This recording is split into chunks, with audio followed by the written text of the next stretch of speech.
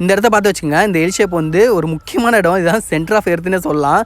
சோலோவில் வந்து செம்ம பிளேஸ் இது இறங்குறதுக்கு. அடுத்து வந்து நான் சோலோவில் வந்து கிராண்ட் மாஸ்டர் எப்படி போகிறதுங்கிறதுக்கான ஒரு வீடியோ போடுவேன். மோஸ்ட்லி நான் இந்த டைமண்ட் ஹீரோயிக் 3 வரையுமே நான் வந்து சோலோலாம் புஷ் பண்ணேன். அப்பப்போ தான் ஸ்குவாடோட போவேன். இப்போ பார்த்தீங்கன்னா கரெக்டாக இந்த இடத்துல உட்காந்துருவேன். ஏறி வருவான், முடிச்சு ஒரு கில்லை கன்ஃபார்ம் பண்ணிடுவேன்.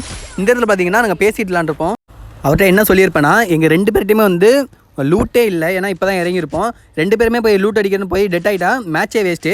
ஸோ ப்ரோ இந்த இடத்த ஹோல்டு பண்ணிக்கோங்க, படியில் ஏறான்னு முடிச்சிருங்க, நான் போய் முடிஞ்ச அளவுக்கு லூட் எடுத்துகிட்டு வரேன், 2 பேரும் ஷேர் பண்ணிக்கலாம்னு சொல்லியிருப்பேன். அவரும் ஓகேன்னு ப்ரோன்னு சொல்லிட்டு வெயிட் பண்ணுவார்.